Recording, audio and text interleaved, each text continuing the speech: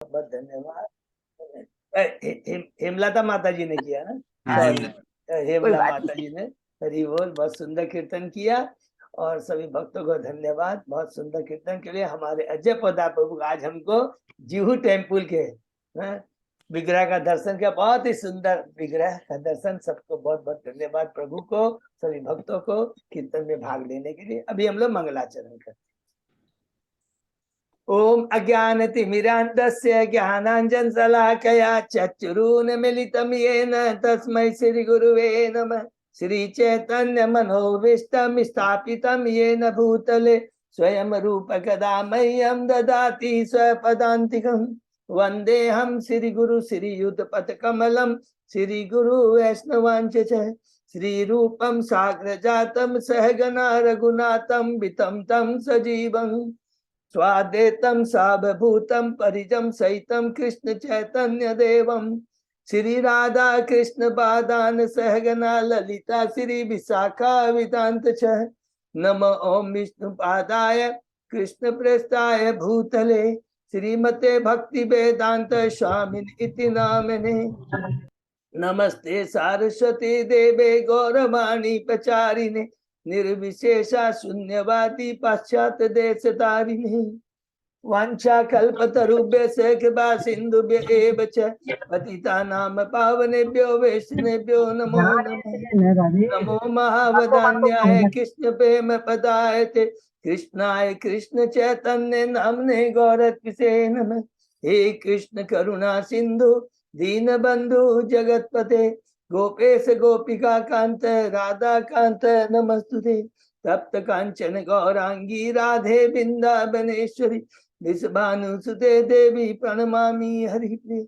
नीलांचल निवासाय नित्याय परमात्मने बलभद्र सुभद्रायां जगन्नाथाय ते नमः। जय श्री कृष्ण चैतन्य प्रभु नित्यानंद श्री अद्वैत गदाधर श्रीवासादि गौर भक्तवृंद। मुखं करोति वाचालं पंगुलंघे गिरिं यत्किपातमहं वन्दे श्री गुरुमदीनतारिणं। परमानंद माधवम श्री चैतन्य ईश्वरम। हरे कृष्ण कृष्ण कृष्ण हरे हरे हरे राम राम राम हरे। श्री मंगलाचरण की जय, शिला प्रभुपाद की जय। हरे कृष्णा। आज के इस भागवतम चर्चा में सभी भक्तों का हार्दिक स्वागत है। सभी भक्तों के चरणों में मेरा सादर दंडवत प्रणाम है। राधा माधव राधा गोविंद गुरु आचार्य परम वैष्णव साधुओं की असीम कृपा से हम लोग में भागवतम की चर्चा कर पा रहे हैं। अभी हम लोग कैंटो 4 24 अध्याय में हैं। भगवान शिव द्वारा की गई स्तुति का गान। उसके पहले हमने 23 अध्याय कंप्लीट किए हैं, उसको संक्षेप में दोहराते हैं। पहला अध्याय है स्वयंभू मनु की पुत्रों की वंशावली के बारे में। दूसरा अध्याय में है दक्ष का शिव को शाप कि किस प्रकार वो भगवान शिव को अपने यज्ञ में अपमानित कर। तीसरा अध्याय है माता सती एवं भगवान शिव का संवाद, जिसमें शिव भगवान माता सती को अपने पिता द्वारा आयोजित बृहस्पति यज्ञ में जाने के लिए मना करते हैं। चौथा अध्याय माता सती का देह त्याग कि किस प्रकार माता सती अपने पिता के यज्ञ स्थल में जाकर के भगवान का शिव का ग्लोरिफिकेशन करती है और अपने शरीर को त्याग देती है। पांचवा अध्याय है शिव द्वारा दक्ष के यज्ञ का विध्वंस। छठवां अध्याय है ब्रह्मा जी का शिव जी को मनाना कि किस प्रकार ब्रह्मा जी जब वीरभद्र नष्ट कर देता है, भगवान शिव का जो अनुयायी है यज्ञशाला को नष्ट करता है और दक्ष के धड़ को काट करके उसी यज्ञ में आहुति दे देता है। ब्रह्मा जी को पता लगता है। देवता सब ब्रह्मा जी के पास जाते हैं। ब्रह्मा जी सब देवताओं को लेकर शिव के धाम जाते हैं, कैलाश धाम जाते हैं और शिव को समझाते हैं यज्ञ संपन्न होना जरूरी है, तो ब्राह्मण की हत्या नहीं होनी चाहिए। 7वां अध्याय में प्रवेश करते हैं। शीर्षक है दक्ष द्वारा यज्ञ का संपन्न होना कि शिव जी की कृपा से ब्रह्मा जी के आदेश से यज्ञ संपन्न होता है। दक्ष द्वारा जिसको बकरी का धड़ मिलता है शिव जी के द्वारा, और स्वयं विष्णु वहां पर आकर करके दक्ष को शिक्षा देते हैं।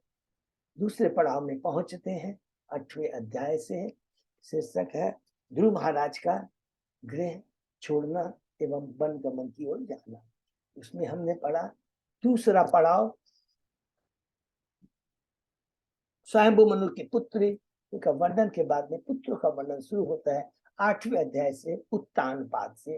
उत्तानपाद ध्रुव के पिता हैं, किस प्रकार वो अपने पिता से अपने को अपमानित अनुभव करता है, अपमानित होता है और अपनी माता के आदेश से घर छोड़ के जाता है। जंगल में नारद मुनि मिलते हैं और नारद मुनि से ज्ञान प्राप्त कर करके तो 6 महीने भगवान की भक्ति करके के भगवान को प्रसन्न करता है। 9वें अध्याय में हम लोग प्रवेश करते हैं। इसमें पता कि ध्रुव महाराज का अपने घर वापस जाना, कि किस प्रकार भगवान की 6 महीने तक ओम नमो भगवते वासुदेव का जप करता है यमुना नदी के तट पर मधुवन वन में, और भगवान को प्रसन्न करके भगवान की कृपा प्राप्त करके घर वापस आता है। और कुछ समय के बाद में उत्तानपाद जब देखते हैं मेरा पुत्र राज सिंहासन पर बैठने के योग्य हो जाता है तो वो महल छोड़ करके चले जाते हैं। 10वें अध्याय में प्रवेश करते हैं। शीर्षक है ध्रुव महाराज का यक्षों के संग युद्ध। ध्रुव महाराज पिता के चले जाने के बाद राज सिंहासन पर बैठते हैं और उन्होंने ब्याह करते हैं। 3 पुत्र 1 पुत्री है। यक्षों के संग युद्ध करते हैं। जब उनको पता लगता है कि उनके कजन ब्रदर उत्तम को यक्षों ने मार दिया, अलकापुरी जाते हैं और उनसे युद्ध करते हैं। 11वें अध्याय में हम लोग प्रवेश करते हैं। शीर्षक है स्वयंभू मनु का ध्रुव महाराज को समझाना। बहुत ही सुंदर अध्याय कि जब ध्रुव महाराज सोचे समझे यक्षों को मार रहे, तुरंत स्वयंभू मनु आते हैं, कहते कि नहीं, तुम ये जो कार्य कर रहे हो क्रोध की अग्नि में कार्य कर रहे हो जो कि रजोगुण के प्रभाव से आती है, तुरंत इसको रोको। ध्रुव महाराज अपने स्वयंभू मनु के आदेश को सिरोधार्य रख करके तुरंत युद्ध बंद कर देते हैं। 12वें अध्याय में हम लोग प्रवेश करते हैं। शीर्षक है ध्रुव महाराज का अपने भगवान के धाम जाना, कि किस प्रकार ध्रुव महाराज आदेश प्राप्त करते हैं स्वयंभू मनु से, कुबेर जी से आशीर्वाद प्राप्त करते हैं और तुरंत अपने राजमहल पे जाते हैं। एक राजर्षि का जो कर्तव्य उस हिसाब से राज सिंहासन चलाते हैं और साथ में भक्ति करते हैं और अपने प्रजा को भक्ति के मार्ग पर लाते हैं और अपने स्वयं बद्रिकाश्रम में जा करके पूर्ण रूप से भक्ति करके भगवान के धाम चले जाते हैं। हरि बोल। 13वां अध्याय में प्रवेश करते हैं। तीसरा पड़ाव में प्रवेश करते हैं। इसमें हमने पढ़ा ध्रुव महाराज के वंशावली की बात, किस प्रकार ध्रुव महाराज के बैकुंठ लोक जाने के बाद में उनका छोटा पुत्र वत्सर राज सिंहासन पर बैठता है और उनकी वंशज में एक महान राजा होते अंग महाराज। इन दुर्भाग्यवश अंग महाराज का ब्याह मृत्यु की पुत्री सुनीता से हुआ था। उनका जो पुत्र वो है बैन, बड़ा ही नास्तिक अधर्मी क्रोधी होता है। उस दुख में अंग महाराज राजमहल छोड़ के चले जाते। 14 अध्याय में प्रवेश करते हैं। राजा बेन की कथा शीर्षक है, जिसमें किस प्रकार राजा बेन को ऋषियों ने राज सिंहासन पर बैठाया। वो अधर्मी कार्य शुरू करता है, तुरंत ऋषि उसे अपने हुंकार से मार देते हैं और उस अंत में उसके मृत शरीर की जांघों का मंथन कर करके एक पुरुष उत्पन्न होता है निषाद। वो निषाद जाति आज भी जो पाप कर्मों में नहीं। 15वें अध्याय में हम लोग प्रवेश करते हैं। पृथु महाराज का प्रकट एवं उनका अभिषेक। शीर्षक है कि किस प्रकार जब ऋषि मृत बैन के शरीर के बाहों का मंथन करते हैं तो उसे कपल उत्पन्न होता है पृथु महाराज एवं अर्ची, और किस प्रकार का ग्लोरिफिकेशन होता है। 16वें अध्याय में हम लोग प्रवेश करते हैं। वृंदी जनों द्वारा पृथु महाराज की प्रशंसा। शीर्षक है जिसने बंसी वृंदजन बताते हैं कि आपका जो ग्लोरिफिकेशन शास्त्र के अनुसार हो रहा है पृथु महाराज, ब्रह्मा जी ने इसकी पुष्टि की है, शास्त्र इसकी पुष्टि करते हैं। आपका जो हम लोग ग्लोरिफिकेशन उचित है। आप पृथ्वी का दोहन करेंगे, पृथ्वी को समतल बनाएंगे, आप 100 अश्वमेघ यज्ञ करेंगे, चतुर्थ कुमारों में सनत कुमार से ज्ञान प्राप्त करेंगे और पृथ्वी को और प्रजा को 3 तापों से मुक्त करेंगे। 17वें अध्याय में प्रवेश करते हैं। पृथु महाराज का पृथ्वी पर क्रोधित होना किस प्रकार को पृथु महाराज पृथ्वी पर क्रोधित होकर बद्ध जीवों को एक शिक्षा देते हैं। शिक्षा पर ध्यान देंगे कि जो कुछ भी है हमारे पास में है, इस भौतिक जगत में है, चाहे देवताओं के पास है, सब भगवान के द्वारा दिया, सब भगवान की शक्ति है।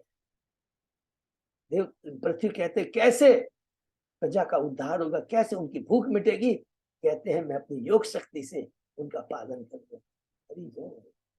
बहुत सुंदर वो कहते हैं 18वें अध्याय में पढ़ा किस प्रकार पृथ्वी महाराज पृथ्वी का दोहन करते हैं, पृथ्वी को समतल करते हैं और नगर ग्रामों की प्रॉपर योजना करते हैं। 19वें अध्याय में पृथ्वी महाराज के शो अश्वमेध यज्ञ के बारे में हमने पढ़ा कि अंतिम सौवा यज्ञ में किस प्रकार इंद्र ईर्ष्यावश उसमें बाधा डालता है, पृथ्वी महाराज भी क्रोधित हो जाते हैं और जैसे वो लोग इंद्र को मारने के प्रयत्न करते हैं, तुरंत वहां पर ब्रह्मा जी आके शिक्षा देते हैं कि ये गलत कार्य है। देखिए जो भी कार्य इतनी इंद्रिय के लिए ईर्ष्यावश क्रोधवश होता है वो भक्ति में बाधा करता है। हम न खुद भक्ति कर पाएंगे न प्रचार कार्य कर पाएंगे। बहुत बड़ी शिक्षा यहाँ है। 20वें अध्याय में प्रवेश करते हैं। शीर्षक है पृथु महाराज के यज्ञ में भगवान विष्णु का प्राकट्य कि किस प्रकार विष्णु भगवान आकर कर करके बताते पृथु महाराज को तुम तो मुक्त पुरुष हो। तो मुक्त से ये आशा नहीं की जाती कि माया के द्वारा प्रभावित हो, क्योंकि माया जो 3 गुण है ना, रजोगुण तमोगुण सतोगुण के में बंद करके उसके प्रभाव में आकर हम लोग गलती करते, इंक्लूडिंग सतोगुण। क्योंकि सतोगुण में ठीक है पाप पुण्य कर्म पाप कर्म नहीं होते हैं, लेकिन एक ये भावना रहती है कि ये मैं कार्य कर रहा हूं, तो ये जो भावना आती है ये भी बंधन का कारण हो जाता है। हमें 3 गुणों से ऊपर उठना है। और फिर पृथु महाराज अपनी गलती का एहसास करते हैं। वो तो एक बद्ध जीवों को शिक्षा देने के लिए कर रहे हो, तो स्वयं शक्ति वेश अवतार है और भगवान से जब भगवान कहते हैं वर मांगो तो कहता है मुझे एक ही वर चाहिए कि मेरे को 10 लाख कान दीजिए जिससे मैं भगवान के शुद्ध भक्तों के मुखारबिंद से आपके नाम गुण लीलाओं का समझ कर सकूं। हरि बोल। और आप तो पिता है, जानते हैं एक पुत्र को क्या चाहिए। हरि बोल। 21वें अध्याय में प्रवेश करते हैं। पृथु महाराज का उपदेश अपने नागरिकों को, और नागरिक साधारण ही थे, पूरे 14 भुवन से वो लोग आए थे नागरिक, और उनको कहते हैं 2 ही चीज कहते हैं, वर्णाश्रम धर्म का पालन, लेकिन वर्णाश्रम धर्म को पालन करने का उद्देश्य जानना चाहिए। ये बहुत इंपॉर्टेंट क्या है, भगवान की भक्ति। ये मेन उद्देश्य है वर्णाश्रम धर्म का। This is not the end, ये बिगिनिंग है। क्योंकि वर्णाश्रम को पालन करते हैं एक समाज में सुव्यवस्था रहती है जिससे लोग अपनी भक्ति कर सके। नहीं तो आपस में ही झगड़ेंगे, ब्राह्मण क्षत्रिय वैश्य शूद्र, इसमें कोई भी एडजस्टमेंट नहीं रहेगा, तो फिर भक्ति तो दूर की बात हुई। तो पहले सभ्य समाज, उसके बाद भक्ति। सब समाज होने का उद्देश्य भगवान की भक्ति, अल्टीमेट लक्ष्य क्या उसमें हमें से याद रखना चाहिए, बहुत इंपॉर्टेंट है। गीता में भी यही चीज किया है कि कर्म योग ज्ञान योग ध्यान सब कुछ बताते हैं, लेकिन अंतिम लक्ष्य क्या है और अंतिम विधि क्या है, केवल भक्ति योग से भगवान को प्राप्त करना, भगवान का प्रेम को प्राप्त करना। तो लक्ष्य को याद रखना बहुत इंपॉर्टेंट। कहीं बीच में जाकर नहीं फंस जाना है, वो ऐसा बोला बस इतना एंड है, नहीं, अंतिम उद्देश्य क्या है तो वो बहुत सुंदर यहाँ पर बताते हैं। और उसके बाद तुरंत वहां पर चतुष कुमार पहुंच जाते हैं। हम लोग पहुंच जाते हैं 22वें अध्याय के अंदर में। चतुष कुमारों से पृथु महाराज की भेंट। शीर्षक है कि किस प्रकार चतुष कुमार आते हैं, किस प्रकार पृथु महाराज एक परम वैष्णव है, भगवान के शक्ताधीश अवतार है, उनका किस प्रकार वो आवभगत करते हैं, उनके पांव के चरणों का प्रक्षालन करते हैं और उस जल को अपने ऊपर छिड़कते हैं और उनसे प्रश्न करते हैं। प्रश्न कौन सा, अपने स्वार्थ के नहीं, जीवों का कल्याण किसमें है। तो बताते हैं कि एकमात्र भगवान की भक्ति करने में, भक्तों का संग नहीं करना चाहिए, वैष्णव के चरणों में अपराध नहीं करना चाहिए, यही ज्ञान देते हैं और चले जाते हैं। उसके बाद में पृथु महाराज 5 पुत्र होते हैं और उसके बाद 23वें अध्याय में हम लोग प्रवेश कर जाते हैं। शीर्षक है पृथु महाराज का भगवान के वैकुंठ लोक गमन। उसमें हमने पढ़ा किस प्रकार पृथु महाराज और उनकी पत्नी अर्ची दोनों जंगल छोड़ के चले जाते हैं, घर महल छोड़ के जंगल जाते हैं। किस प्रकार पृथु महाराज प्राणायाम योग यानी भगवान के लिए, भगवान अपने मन को ध्यान को भगवान में लगाने के लिए वो योगाभ्यास करते हैं। और किस प्रकार अर्ची उनकी सेवा करती है। हरि बोल। केवल उनकी सेवा करने मात्र से वो भी वैकुंठ लोक को चली जाती है। ये इसलिए परम वैष्णव की सेवा सबसे उत्तम है। भगवान स्वयं कहते हैं परम वैष्णव की सेवा करनी चाहिए। 24 अध्याय में प्रवेश करते हैं, दूसरे पड़ाव में पढ़ते हैं, यहाँ पृथु महाराज की लीला समाप्त होती है, हम लोग पहुंचते हैं 24वें अध्याय में। शीर्षक है भगवान श्री द्वारा दी गई स्तुति। पृथु महाराज के जो 5 पुत्र हैं उसमें से विजिताश्च सबसे बड़ा पुत्र है, और उनकी जो दूसरी पत्नी है नवस्वती से उनका एक पुत्र होता है हविर्धान। हविर्धान की पत्नी होती है हविर्धनी, और उससे 6 पुत्र होते हैं, जिसका सबसे बड़ा पुत्र है वरिष्ठ, और जो कि बाद में वही वरिष्ठ प्राचीन वरी के नाम से जाना जाए। प्राचीन वरिष्ठ समुद्र के पुत्री सतदूत से ब्याह करता है। 10 संतानें हैं जो कि प्रचेता कहलाते हैं, और प्राचीन वरी पिता के आदेश से सार्वो किस प्रकार जंगल को छोड़ करके जाते हैं। भगवान शिव प्रकट होते हैं, एक जलाशय को देखते हैं, उस जलाशय से भगवान शिव प्रकट होते हैं और बहुत प्रसन्न हो जाते हैं। कहते मैं आपसे इसलिए प्रसन्न हूँ क्योंकि आप सब लोग भगवान के भक्त हरि हो। और उसके बाद में उनको रुद्र गीत सुनाते हैं। यहाँ से कहते हैं बहुत ध्यान से सुनना, और यहाँ पे एक शिक्षा क्या हम लोग को पढ़ी थी, हमेशा भगवान के बारे में भगवान के भक्तों से सुनने से वो क्या होता है, वो जो हम सुनते हैं वो बड़ा उसमें आध्यात्मिक शक्ति आ जाती है। इसलिए भगवान के शुद्ध भक्तों के मुख से सुनना चाहिए। शिव भगवान भगवान के परम भक्त परम वैष्णव है, और वो बताते हैं, हमने 4 भाग में पढ़ा था, रिपीट करते हैं प्लीज सबको बोला। पहला है वो भगवान के जो चतुर्भुज हैं उनको प्रणाम करते हैं। वासुदेव चेतना को शुद्ध कीजिए, संकर्षण मिथ्या अहंकार को हटाइए, प्रद्युम्न हमारी मति इंटेलिजेंट बुद्धि के नियामक देवता है, इसको ठीक रखिएगा, और अनिरुद्ध मेरी मन इंद्रियों को भगवान की सेवा दे। और उसके बाद कहते हैं बहुत सुंदर है कि वो भगवान का मैं दर्शन करना चाहता हूँ। तो भगवान के सुंदर रूप का दर्शन हमने पढ़ा है, और यहाँ पर दर्शन कहाँ से, भगवान के मुख से होते हुए, कंधे से होते हुए, नाभि से होते हुए हम चरण कमल में पहुंचते हैं। और कहते हैं कि उस भगवान का दर्शन करने के लिए, प्राप्त करने के लिए एक ही विधि है। क्या बताते हैं, भक्ति योग। भक्ति योग बताते हैं कि काल भी हमारी भक्ति को नष्ट नहीं कर सकता। और भक्ति करने के लिए फिर क्या बताते हैं, शुद्ध भक्तों का संग। ये पूरी प्रोसेस है। पहला उन्होंने चतुर्भुज पर ध्यान दिया कि भगवान के मुखारबिंद के बाद, उसके बाद भक्ति योग के बारे में, उसके बाद शुद्ध भक्तों के संग के बारे में बताया, और उसके बाद में वो ब्रीफ करते हैं भगवान का इस कॉस्मिक से, माने इस पूरा ब्रह्मांड के भौतिक जगत से क्या रिलेशन है, कि जो कुछ भी है सर्वसाम हृदय सन्निहितो मत स्मृति ज्ञानम पौने, जो कुछ भी इस भौतिक जगत में है उसका अस्तित्व भगवान के ऊपर ही निर्भर, सब कुछ भगवान है। बताते हैं बहुत अंत में, कहते हैं कि उन कुमारों को बहुत सुंदर बात कहते हैं, इतना सुंदर कहते हैं, हम लोगों को जो तत्व ज्ञान देते हैं, भक्ति का ज्ञान देते हैं। कहते हैं भौतिक जगत का सुख मधुमक्खी के छाते में जो मधुमक्खी होता है, फिर आकर वो दूसरी मधुमक्खी आकर उसको दंश मारती है, उसी के समान है। हम भौतिक जगत में यही है, हम सोचते हैं सुख है, लेकिन आदि देवी, आदि भौतिक, आदि अध्यात्म ये सदैव हमें सताते रहते हैं।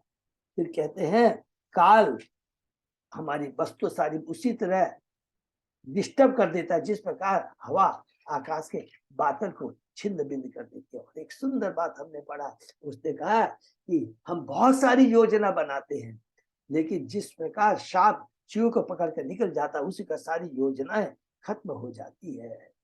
कहते हैं एकमात्र आपके चरण कमल परम आश्रय हैं, भगवान के चरण कमल परम आश्रय हैं, और उसी की स्तुति हमें करनी चाहिए।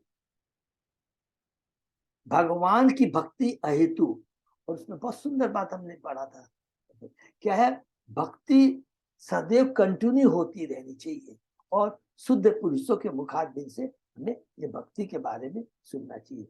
हे राजकुमारों, भगवान हम सभी के हृदय में विराजमान है। भगवान की महिमा जब तथा निरंतर उनका ध्यान करना चाहिए। कीर्तनीय सदा हरि।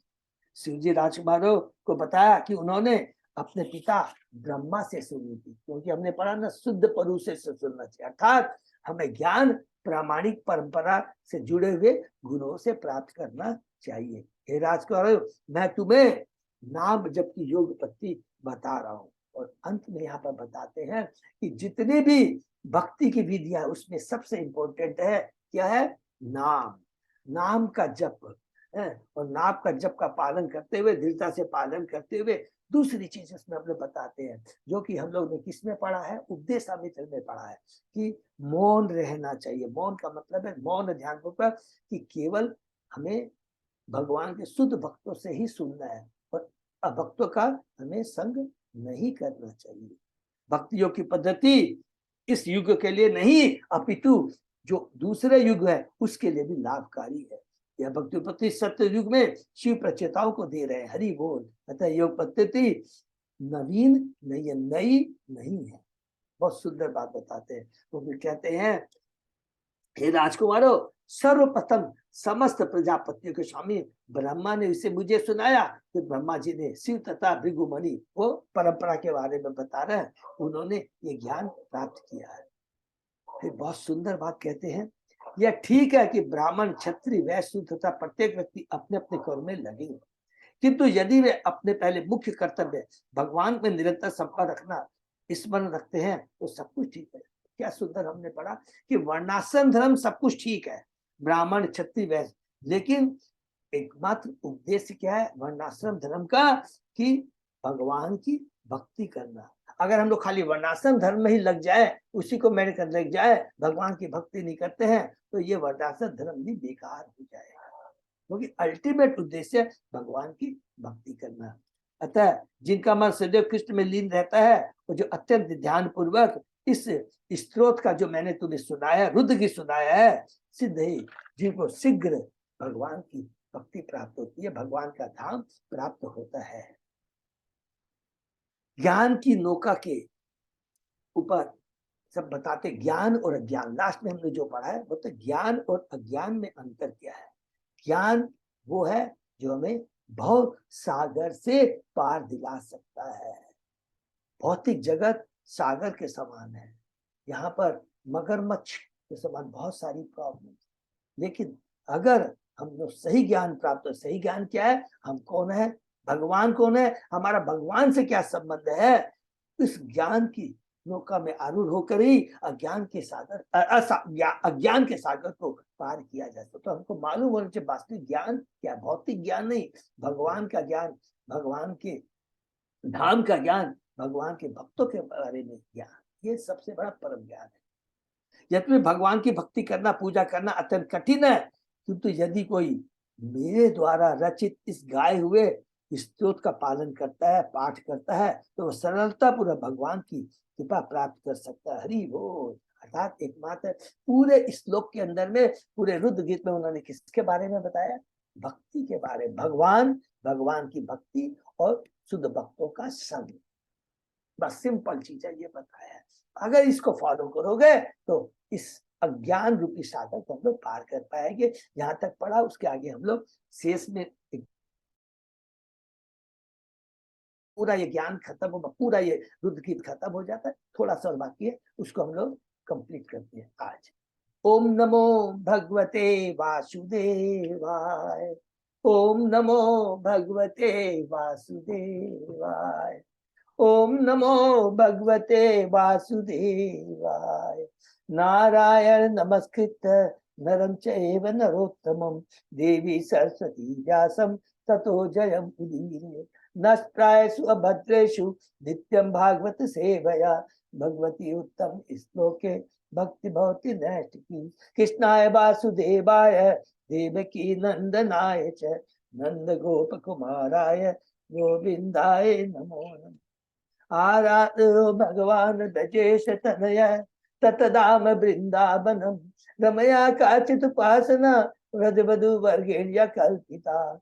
श्रीमद् भागवतम प्रमाणम अमलम प्रेमा पुमर्तो महान, श्री चैतन्य महाप्रभो मतमिदं तत् आदरो न पर। हरे कृष्ण कृष्ण कृष्ण हरे हरे, हरे राम राम राम हरि। कैंटो 4 चैप्टर 24 श्लोक नंबर 77 प्रभु। हाँ प्रभु। ओके, तो हम लोग करते हैं। तो क्या लास्ट में क्या बताते हैं शिव कि मैंने तुमको जो पद्धति बताई है, जो स्रोत बताया है, उसका पालन करने से तुम भव सागर को पार कर सकते। क्योंकि भक्ति बहुत, कलयुग में कहते हैं कि भगवान के शुद्ध भक्तों के संग में रह करके उनके आदेश के अनुसार हम यदि भक्ति करते हैं तो बड़ी सरलता से इस भव सागर को पार कर सकते हैं। ये विंदते पुरुष अमुस्मात यत्तत् इच्छति असत्वरम मत गीत गीतात सुतीतात श्रेयश्यामे एक बल्लभात। समस्त शुभ आशीर्वादों में से सर्वप्रिय वस्तु श्री भगवान हरि बोल। समस्त शुभ आशीर्वादों में से सर्वप्रिय वस्तु भगवान हरि बोल। जो मनुष्य मेरे द्वारा गाए गए इस गीत को गाता है वह श्री भगवान को प्रसन्न कर सकता है। ऐसा भक्त भगवान की भक्ति में स्थिर होकर भगवान से मनवांछित फल प्राप्त कर सकता है। जैसा कि भगवत गीता में कहा गया है, जब लब्ध्वा चापरम लाभम मन्यते न अधिकम ततः हरि बोल। यदि भगवान की कृपा प्राप्त हो जाए तो उसमें किसी प्रकार की आकांक्षा या इच्छा देश नहीं रहती। देखिए कितनी बड़ी बात लिखा है, अगर भगवान की कृपा पड़ जाए तो स्वतः ही हमारी भौतिक चीजों के प्रति आसक्ति खत्म हो जाती है, भगवान के प्रति आती। किसके संग हुआ? ध्रुव महाराज के संग हुआ, हमने पढ़ा। ध्रुव महाराज ने भौतिक आसक्ति, भौतिक इच्छा को लेकर के भगवान की उसने क्या की थी? स्तुति की थी, तपस्या की थी। लेकिन जैसे ही भगवान का दर्शन होता है सारी भौतिक इच्छाएं खत्म हो जाती है और कहता है कि मैंने तो कांच के टुकड़े मांगे थे लेकिन आपने तो मुझे वो दिव्य दे दिया, दिव्य हीरा, हीरा वो जो दिया, दिव्य भगवान आपकी भक्ति, आपकी कृपा, आपका दर्शन दे दिए। जब ध्रुव महाराज तब के द्वारा पूर्ण बन गए, जब उन्होंने भगवान का साक्षात दर्शन प्राप्त कर लिया तो उनसे मन बातचीत पर मांगने को कहा गया, किंतु उन्होंने उत्तर दिया कि मुझे कुछ भी नहीं चाहिए हरि बोल, क्योंकि मैं भगवान के दर्शन प्राप्त करने से ही संतुष्ट हूँ। भगवान की सेवा के अतिरिक्त हम जो कुछ भी मांगते हैं वह माया के अतिरिक्त और कुछ नहीं होता। श्री चैतन्य महाप्रभु ने कहा जीवन स्वरूप हो कृष्ण नित्य दास। प्रत्येक जीवात्मा भगवान का शाश्वत अंश है, अतः जब कोई भगवान की भक्ति में लग जाता है तो उसे जीवन की परम सिद्धि प्राप्त हो जाती है। आज्ञाकारी दास अपने स्वामी के अनुग्रह से किसी भी इच्छा की पूर्ति कर सकता है, और जो भगवान की प्रेमा भक्ति में अपने को लगाता है उसे तो और कुछ भी नहीं चाहिए। उसकी सारी इच्छाओं की पूर्ति भगवान की निरंतर सेवा करने में हो जाती है। शिव जी हमें बताते कि यदि कोई भी भक्त उनके द्वारा सुनाई गई स्तुति का जप करता है तो वह सफल हो जाता है। हरि बोल। इदम यह कल्य उत्थाय प्रांजलि श्रद्धयान्वितः शृणु यात सावयेत मर्त्यो मुच्येत कर्म बंधने। जो भक्त प्रातः काल उठकर हाथ जोड़ के शिव जी के द्वारा गाई गई इस स्तुति का जप करता है और अन्य को सुनाता है वह निश्चय समस्त कर्म बंधों से मुक्त हो जाता है। हरि बोल। तो केवल भगवान के नाम गुणों का समन कीर्तन शुद्ध भक्तों के मुखारबिंद से सुनने से हम इस भव बंधन से, कर्म बंधन से मुक्त हो जाएंगे। मुक्ति का अर्थ कर्मों के फल से मुक्त होता है, जैसा कि श्रीमद् भागवत में कहा है मुक्ति हिता रूपम। मुक्ति का अर्थ है अन्य सभी कार्यों का परित्याग और अपनी स्वाभाविक स्थिति में पहुंचना। हरि बोल। हमारी स्वाभाविक स्थिति क्या है? जीवन स्वरूप हो कृष्ण वासुदेव स्थिति है। सौरभ हम ये पढ़े इसको प्रॉपर वासुदेव, वसुदेव स्थिति। वसुदेव स्थिति 3 गुणों से ऊपर, और जो वसुदेव स्थिति में क्या होता है हम 3 गुणों से ऊपर होते हैं और सच्चिदानंद है और केवल हमको मालूम रहता है कि हम कौन है। उस समय हमारा ज्ञान रहता है। वसुदेव जब हमारी चेतना वसुदेव में रहती है उसका मतलब क्या रहता है? जीवन स्वरूप कृष्ण नित्य, कृष्ण का दास, मुझे भगवान की भक्ति करनी, ये भाव रहता है। इस बद्ध अवस्था में हम एक के बाद दूसरे काम में उठते। जैसे ही हम लोग इन 3 गुणों से बनते हैं, कर्म बंधन का अर्थ है सकाम कर्म का बंधन, तो हम लोग बंधन में पड़ जाते हैं। जब तक मनुष्य का मन सकाम कर्मों में लगा रहता है तब तक उसे सुखी रहने की योजनाएं बनानी पड़ती है, किंतु भक्ति योग सर्वथा भिन्न है। इसमें तो परम सत्य के आदेशों से कार्य करना होता है, इसमें तो परम सत्य के आदेशों के अनुसार कार्य करना पड़ता है। जब वसुदेव अवस्था में रहते हैं, भगवान से जुड़े रहते हैं, नहीं तो माया के आदेश के अनुसार हमें कार्य करना पड़ेगा। सिंपल चीज है। किंतु भक्ति और सरलता भिन्न, इसमें तो परम सत्य के आदेश कार्य करना पड़ता है। जब हम किसी सत्ता के निर्देश में कर्म करते हैं तो हम कर्म फलों से नहीं बनते। ये बहुत इंपॉर्टेंट लाइन है। यदि हम सुप्रीम अथॉरिटी भगवान के निर्देश पर कार्य करते हैं तो हम कर्म फलों में नहीं बनते, क्योंकि भगवान के आदेश माँ के आदेश होते हैं कि जीव के परम कल्याण के लिए, उसके पुत्र के परम कल्याण के लिए। और माता कोई भी ऐसा आदेश नहीं देती है जो हमारे दुख का कारण हो।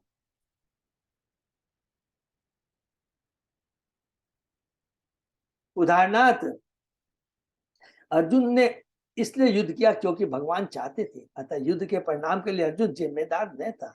जहां तक भक्ति का प्रश्न है, श्रवण तथा कीर्तन भी उतना ही अच्छा है जितना कि शरीर, मन तथा इंद्रियों से कर्म करना।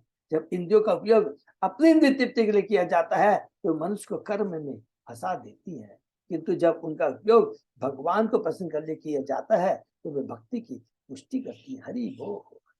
तो कर्म के बारे में बताया गया, सकाम का बंधन का कारण है, लेकिन वही हम अगर कार्य भगवान के सुप्रीम अथॉरिटी के आदेश के अनुसार करते हैं तो हम कभी भी कर्म बंधन में नहीं फंसेंगे। माँ कभी भी ऐसा कार्य नहीं, ऐसा उद्देश्य नहीं देगी जो हमारे दुख का कारण हो। बस सिंपल यही चीज है। गीतमयो इदम, गीतमयो इदम नरदेव नंदना परस्य पुंस परमात्मन स्वम जपंत एका अग्रधीय तपो महतो चरध्वम अन्ते तत आपस्यत इप्सितम। हरि बोल। हे राजकुमारों, मैंने तुम्हें जो स्तुति गाकर सुनाई वह परमात्मा स्वरूप श्री भगवान को प्रसन्न करने के निमित्त थी। मैं तुम्हें इस स्तुति को सुना की सलाह देता हूँ क्योंकि यह बड़ी से बड़ी तपस्या के समान प्रभावशाली है। इस प्रकार जब तुम सब परिपक्व हो जाओगे तो तुम्हारा जीवन सफल होगा और तुम्हें सारे अभिष्ट प्राप्त हो जा सके। यदि हम अध्यवसाय पूर्वक भक्ति करते रहे तो निश्चित रूप से समय आने पर हमारी सारी इच्छाएं पूरी होगी। हरि बोल। अर्थात भगवान की भक्ति करने से हमारी सारी इच्छाएं पूरी हो जाती है। और सिंपल चीज है, भगवान की भक्ति करने से क्या है, सारी भौतिक इच्छाएं स्वतः ही खत्म हो जाती है और एक बात इच्छा क्या रह जाती है कि अपने प्रभु भगवान की सेवा में अपने को नियुक्त करना। तो ये समाप्त होता है 24 अध्याय। बहुत ही इंपॉर्टेंट अध्याय है जिसमें भगवान शिव कितना सुंदर भक्ति के बारे में बताते हैं। तो अब हम लोग प्रवेश करते हैं अध्याय 25। शीर्षक है राजा पुरंजन के गुणों का वर्णन। तो कौन है, हमने पढ़ा ये जो प्रचेता है कौन है, किसके पुत्र है, वरिष्ठ। वरिष्ठ क्या है, प्राचीन वरी के नाम से है। अब यहां से हम लोग देखिए पूरा ध्यान से करेंगे, पूरा लास्ट तक ये पुरंजन के बारे में, प्राचीन वरी के बारे में, प्रचेताओं के बारे में हम लोग पढ़ेंगे लास्ट तक। तो ये बहुत इंपॉर्टेंट है कि यहाँ से लेकर के 25वें अध्याय से लेकर के 31 अध्याय तक पूरा इसके बारे में बहुत सुंदर है और बड़ा अच्छे से ध्यान से इसको हम लोग पढ़ेंगे। ठीक है ना। शुरू करते हैं अध्याय 25 राजा पुरंजन के गुणों का वर्णन। मैत्रेय वाच इति संदिश्य भगवान वारिषदे अभिपूजिता पश्यताम राजपुत्राणाम तत्र एव अंतर ददे हर। महर्षि मैत्रेय ने विदुर से कहा, हे विदुर, शिवजी ने इस प्रकार से राजा वरिष्ठ के पुत्र को उपदेश दिया। राजकुमारों ने भी शिवजी की अत्यंत भक्ति तथा श्रद्धा पूर्वक पूजा की। अंत में वे राजकुमारों की दृष्टि से ओझल हो गए। हरि बोल। इस अध्याय से प्राचीन काल में राजा के अधीन साम्राज्य संबंधी एक महान शिक्षा प्राप्त होती है। राजा वरिष्ठ ने राज्यकाल से मुक्त होने के पूर्व अपने पुत्रों को जब तप करने के लिए भेज दिया, जिससे वे प्रजा की भलाई करने योग्य आदर्श राजा बन सके। साथ ही राजा विशद नारद मुनि से भौतिक जगत तथा इसका उपभोग करने वाले जीवात्मा के विषय में उपदेश ग्रहण कर रहे थे। देखिए कितना बार इधर प्रचेता चले गए, जिनको क्या किया कि तुम लोग जाकर के तपस्या करो। किसकी तपस्या करो? भगवान के लिए, भगवान की भक्ति करो। और इधर में क्या है, प्राचीन वरी को कौन ज्ञान दे रहे हैं?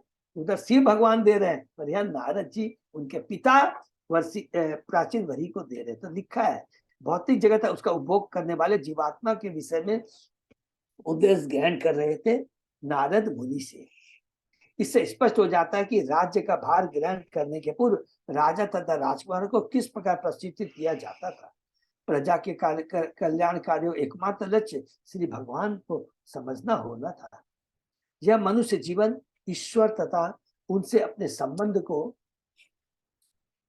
समझने तथा भक्ति करने के लिए विशेष रूप से प्राप्त होता है। हरि बोल। यहाँ पर किसकी महत्ता बताते रहे?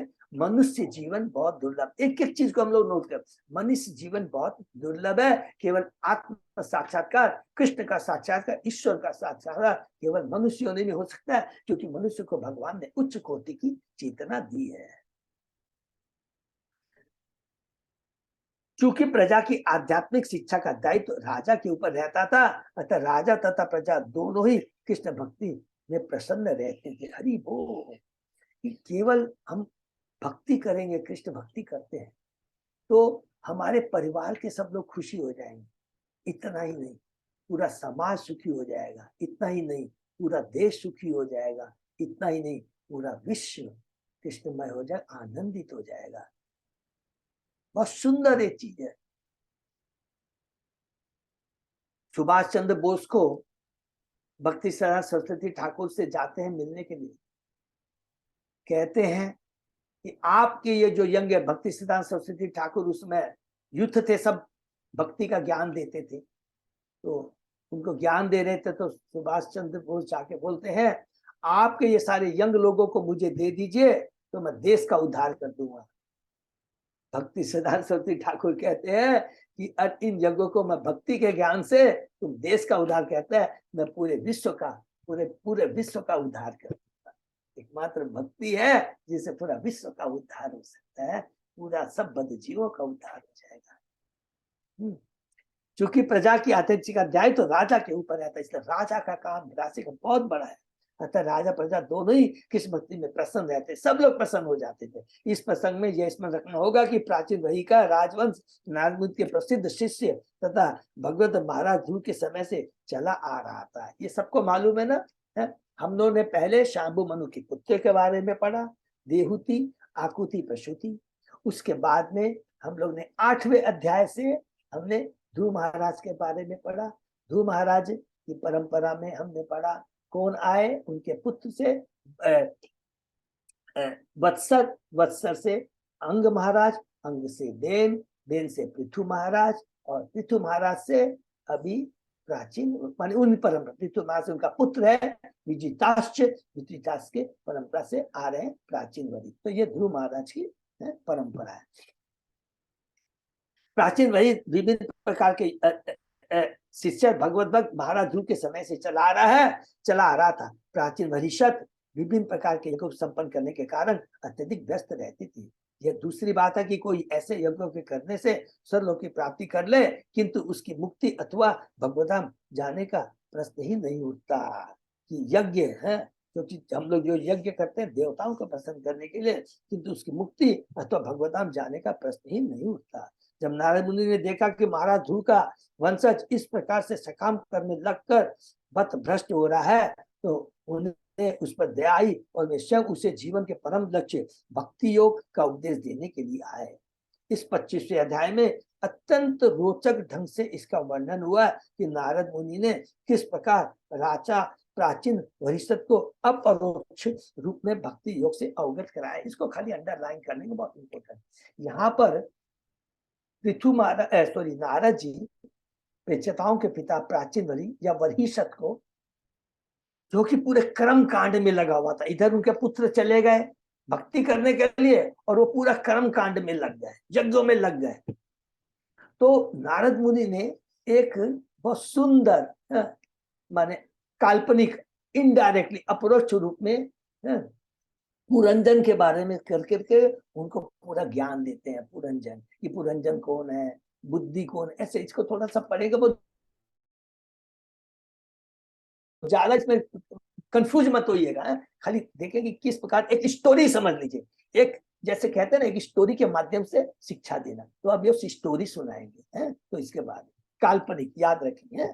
तो रुद्रगीतम भगवत स्तोत्रम सर्वे प्रचेतसः जपंत ते तप तेपु वर्षा नाम अयुतम जले। सभी प्रचेतागण 10,000 वर्षों तक जल के भीतर खड़े होकर सीजु द्वारा दिए गए स्त्रोत का जप करते रहे, 10,000 वर्षों तक।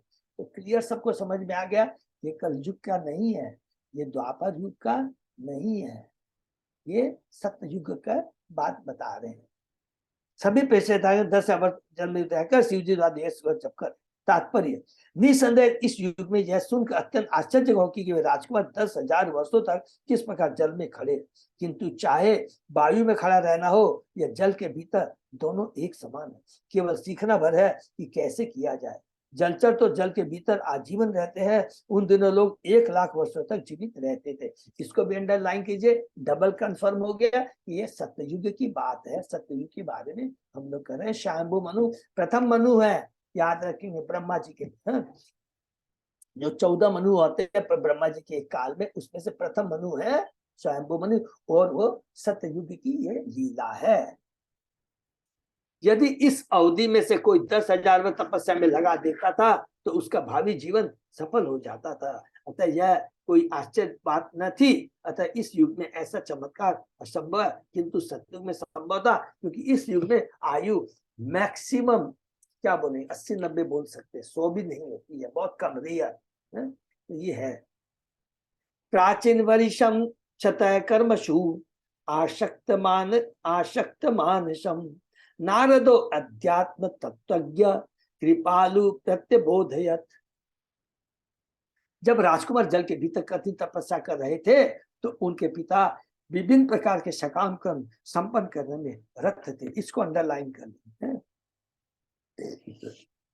उसी समय समस्त आध्यात्मिक जीवन के ज्ञाता परम संत नारद ने राजा पर अत्यंत कृपालु होकर उन्हें आध्यात्मिक जीवन के विषय में उपदेश देने का निश्चय किया। ये देखिए कितनी इसमें सूक्ष्म बातें लिखी है। पिता भेज रहा अपने पुत्रों को भगवान की भक्ति करने के लिए, ठीक है, लेकिन माया इतनी प्रबल है। यज्ञ करना, राजा लोग तो यज्ञ करते थे और यज्ञ करते करते हुए सकाम कर्म में लग गया। भक्ति कभी विनष्ट नहीं होती है, क्योंकि उसने खुद भक्त था। इस परंपरा से आता है पृथु महाराज। पृथु महाराज का आप क्या बोलेंगे, पोता है, उनका पुत्र है विजिताश्च, विजिताश्च का ये पुत्र है वरीशत। बहुत सिंपल है। तो भक्त है। तो हमने हमेशा देखा है ध्रुव महाराज गलती करते हैं तुरंत स्वयंभू मनु आते हैं, पृथु महाराज गलती करते हैं तुरंत ब्रह्मा जी आते हैं। ये बहुत सुंदर है। अर्थात बोलने का मतलब है, अगर हम भक्ति से जुड़े रहेंगे, कभी माया हमको प्रबल करेगी तो भगवान ऐसे नहीं छोड़ देंगे, तुरंत भक्त को भेज देंगे आपके पास, क्योंकि माया उनको मालूम है माया बहुत भ्रमित है, तुरंत भेज देंगे। तो यहाँ पर तुरंत किसको भेज देते हैं, नारद मुनि को भेज देते हैं। ये बहुत इंपॉर्टेंट है। तो स्वयं नारद मुनि ने राजा अत्यंत कृपालु होकर उन्हें आध्यात्मिक जीवन के विषय में उपदेश देने का निश्चय किया। जैसा कि भगवान चैतन्य परम भक्त प्रबोधन सरस्वती ने इंगित किया, कैवल्यम अर्थात ब्रह्म के साथ तादम्य एक प्रकार से नरक माना जाता है, उसी प्रकार स्वर्गिक जीवन का आनंद उठाने के लिए स्वर्ग जाने की इच्छा भी माया जाल है। ये 3 बार हमने पढ़ा, देखिए 3 बार पढ़ा, पहले भी हमने पढ़ा था। सेंट प्रभुपाद जी यहाँ पर बताते हैं प्रमोदानंद सरस्वती के बारे में। इसका अर्थ यह हुआ कि भक्त कभी भी ज्ञानियों तथा कर्मियों के अंतिम लक्ष्य को कोई महत्व प्रदान नहीं करता। अर्थात भक्त जो हमने बताया था ना, जो मुक्ति भुक्ति मुक्ति भुक्ति पिशाचिनी के समान है, नंबर 1। और मुक्ति क्या है? भक्ति की दासी है। ये 2 चीज याद रखें, बहुत सुंदर है। भक्ति रसामृत सिंधु वगैरह में हमने पढ़ा, तो ये बहुत इंपॉर्टेंट चीज है। ज्ञानियों कर्म के अंतिम रस को कोई महत्व प्रदान नहीं करता। कर्मियों का अंतिम लक्ष्य स्वर्ग लोक को प्राप्त करना है, और ज्ञानियों का लक्ष्य ब्रह्म तेज के साथ साक्षात्कार होता है। तो कर्मियों का अंतिम लक्ष्य क्या है? जो कि सकाम कर्म करते हैं, परोपकार करते हैं, तो डेस्टिनेशन है स्वर्गलोक तक चले जाते हैं। ज्ञानी लोग हैं, तपस्या करते हैं, दार्शनिक चिंतन करते हैं, भौतिक जगत को तो छोड़ देते हैं, लेकिन ब्रह्म ज्योति में जाकर के विलीन होते हैं। भगवान के डाक वैकुंठ लोक को जाने के लिए एकमात्र साधन है, एकमात्र रामबाण दबाए भगवान के नाम गुण लाभ समझ, माने हरि नाम का जप करना, हरि नाम के जप का कीर्तन करना। जैसा कि भगवान चंद्र ने पुष्टि की है, ज्ञानी सचमुच कर्मियों में श्रेष्ठ है, कोटि कर्मनिष्ठ मध्य एक ज्ञानी श्रेष्ठ है। एक ज्ञानी अर्थात निर्विशेषवादी हजारों से काम कर्मियों से श्रेष्ठ होता है। अतः भक्त कभी भी कर्म के पथ में प्रविष्ट नहीं होता। जब नारद मुनि ने राजा को सकाम कर्म में व्यस्त देखा तो उन्हें दया आई। इसमें संदेह नहीं कि संसारी कर्मियों की तुलना में यज्ञ संपन्न करके स्वर्ग लोक की आकांक्षा करने वाले और उच्च लोक की आकांक्षा करने वाले श्रेष्ठ, किंतु शुद्ध भक्ति में कर्म तथा दोनों ही माया के मोह गुण बन जाते हैं। तो ये सबको क्लियर हो गया ना, सब बहुत सिंपल चीज है।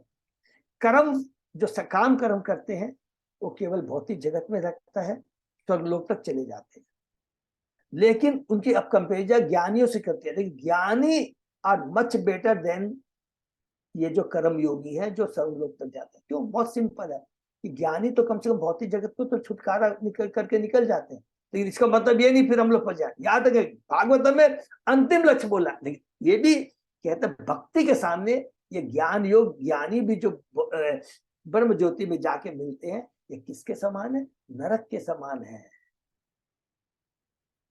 तो दोनों ही गलत है। खाली दोनों में अगर हम जैसे कहते हैं अंधों में काना राजा, जैसे बोलते हैं अंधों में काना राजा, तो उससे तो ये अच्छा है, लेकिन हमको तो थोड़ी ना अंधों में काना राजा नहीं बनना। हमें तो क्या है? भगवान का भक्ति करना है। तो ये बहुत इंपॉर्टेंट चीज है। किंतु शुद्ध भक्ति में कर्म तथा ज्ञान दोनों ही माया के मोहक गुण माने, इसको अंडरलाइन करें। किंतु शुद्ध भक्ति में कर्म तथा ज्ञान दोनों ही माया के मोहक गुण माने जाते हैं। दोनों ही क्या है? अच्छे नहीं है, उचित नहीं।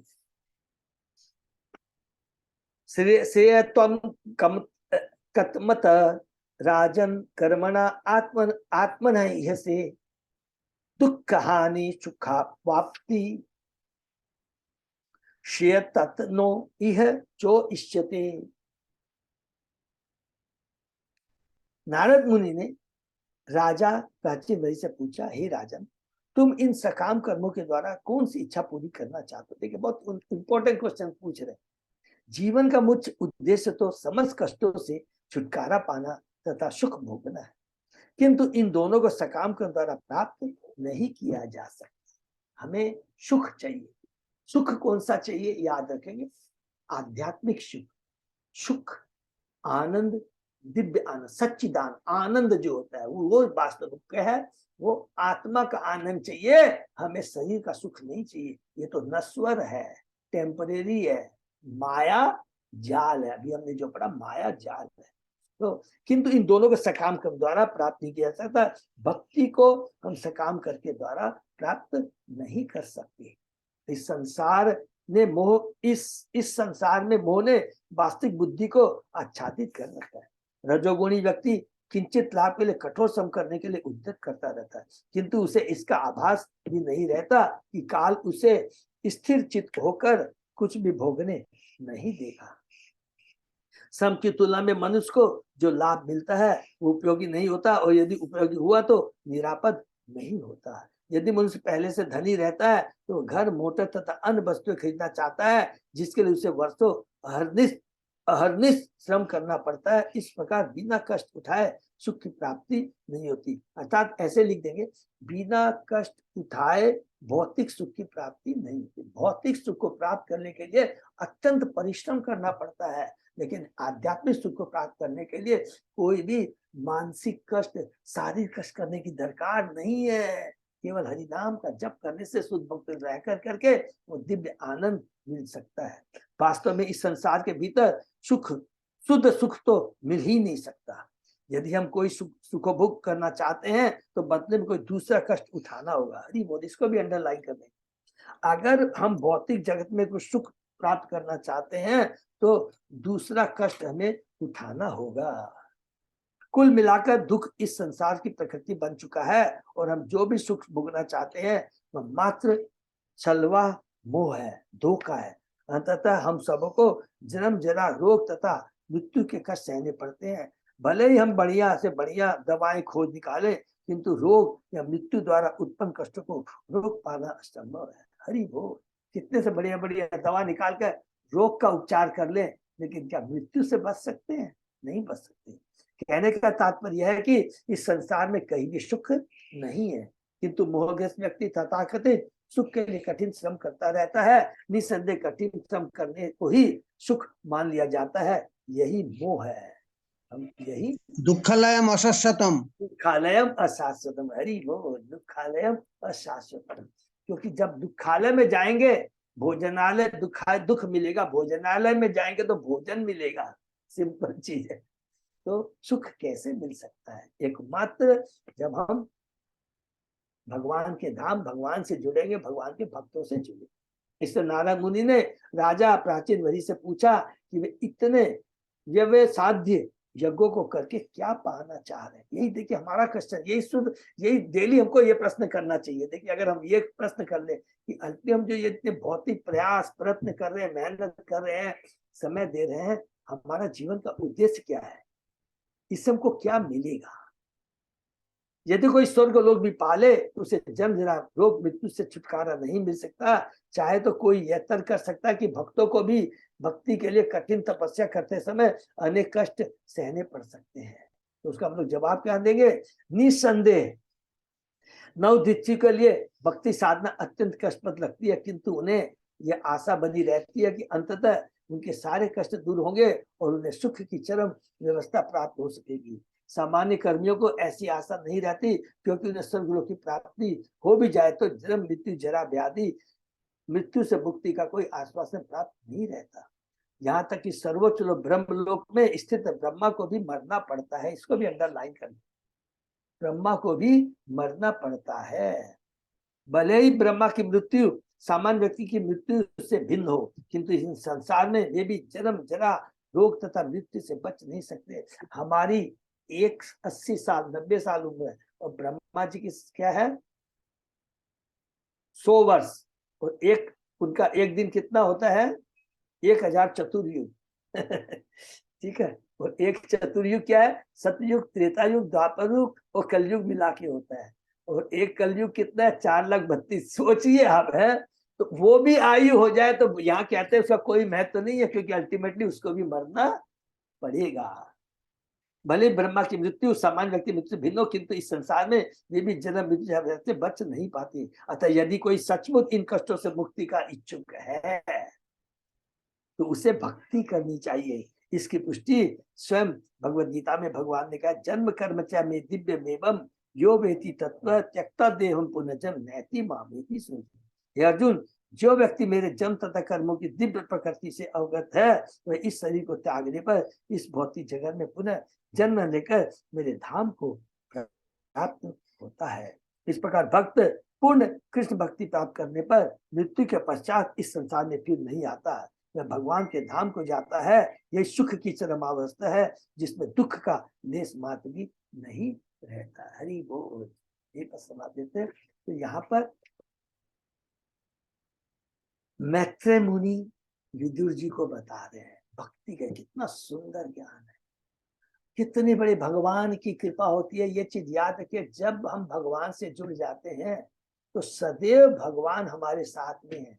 देखिए परमात्मा के रूप में तो भगवान है ही, लेकिन क्या होता है भगवान को मालूम है माया इतनी प्रबल है कि चैत्य गुरु के रूप में भी हूँ, लेकिन मेरा जीव है और मैं सदैव उसके संग बैठा हुआ हूँ और हमेशा उसको बोलता रहता हूँ कि मेरी तरफ एक बार मुख मोड़ ले, हे मेरे जीव, इस भौतिक जगत में कोई सुख नहीं, हम नहीं सुनते हैं।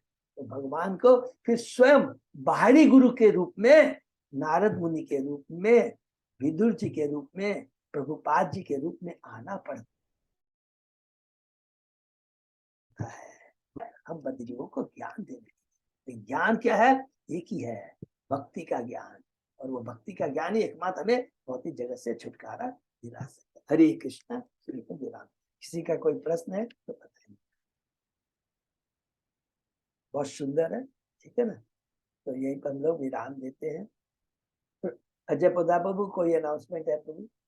नहीं, अनाउंसमेंट तो कुछ नहीं है, लेकिन मैं सिर्फ कल और परसों 2 दिन शायद नहीं रह पाऊंगा। मैं आज बाहर जा रहा था रात में। तो ओके, कोई भी, मैं कोशिश करूंगा कि लड़के लोग रिकॉर्डिंग कर लेंगे, ठीक है, नहीं तो कोई भी भक्त कर लेंगे रिकॉर्डिंग खाली। चलो ठीक है, कोई बात नहीं है। तो ये मेरे ख्याल से अभी अभी कोई बता देंगे कौन रिकॉर्डिंग करेंगे तो अच्छा रहेगा। मैं चेष्टा करूंगा घर पे हो जाए, ठीक है, नहीं तो कोई माता संगीता माता जी ने तो कर लेगी खाली रिकॉर्डिंग। अच्छा, ओके, श्री संगीता राधा देवी दासी माता जी या कोई भी भक्त जिसका संभव कोई हो पाए। कोई बात नहीं है, उसको हम लोग कर लेंगे, ठीक है ना। Thank you so much. और जस्ट आधा मिनट और लूंगा कि कल जैसे हमारे जगन्नाथ ग्रुप और गौरांग ग्रुप, जो कि एक हमारे सीडीसी में दोनों पढ़ते हैं, उन लोगों का इंटरव्यू हुआ, माता जी लोग का सबका इंटरव्यू हुआ। तो हमारे, मैंने देखा हमारी हेमलता माता जी, गोदान, सब बहुत कॉन्फिडेंस था, उनको बहुत अच्छा लगा। अर्चना माँ सबको कॉन्फिडेंस है, और अनीता मंडेलिया माता जी। खाली एक ही चीज मैं बता दे रहा हूँ, क्योंकि जो इंटरव्यू होगा कल, मेरे को जो पता लगा कि अभी गुरु महाराज ने थोड़ा सा वो देखा भक्तों को कि भाई कम से कम का भक्ति में सीरियस होना बहुत जरूरी है। ये भाव मन में नहीं रहे कि खाली मेरी दीक्षा हो रही है। तो इंटरव्यू जो होगा, तो कल मेरी पालक पाठो बहू से बात हुई, वो इंटरव्यू लेंगे। कोई और उन्होंने तो ले लिया, सॉरी, मायापुर से जो इंटरव्यू, कोई नर्वस नहीं होगा। खाली क्या है, जिन लोगों ने देखी सबने भक्ति शास्त्री कोर्स किया। इस बार गुरु महाराज चाहते हैं, क्योंकि खबर लगा कि थोड़ा तुमको फिलॉसफी तत्व ज्ञान भी थोड़ा सा अच्छे से रहे। तो इससे क्या होगा, तब हम लोग प्रचार कर पाएंगे। कलयुग है, तो कलयुग में प्रचार करने के लिए थोड़ा सा अपने को भी उसके योग्य बनाना पड़ेगा। तो सेवा और थोड़ा सा प्रचार, सेवा एंड प्रचार। तो प्रचार के लिए थोड़ा बहुत जो आवश्यकता है उसको लाइटली नहीं लेना है, तो लोग सिंसियर रहेंगे। तो सब लोग जरूर से जितने भी 20 क्वेश्चंस है उसको अच्छे से पढ़ेंगे। नंबर 1 श्लोकास वगैरह जो है वो पढ़ेंगे, और थोड़ा सा नॉर्मल ज्ञान रहेगा तो कोई प्रॉब्लम नहीं आएगी, ठीक है ना। ये हिंट है आप सब लोग की। हरे कृष्ण। ये विराम, ठीक है। जय पदार्थ, फिर हम लोग कल मिलेंगे। हरे कृष्ण प्रभु जी, साधु प्रणाम। साधन प्रणाम। तो बहुत बहुत धन्यवाद। फिर आकर के स्नेह विराम देते हैं, फिर कल सुबह 7 बजे। राम प्रभु।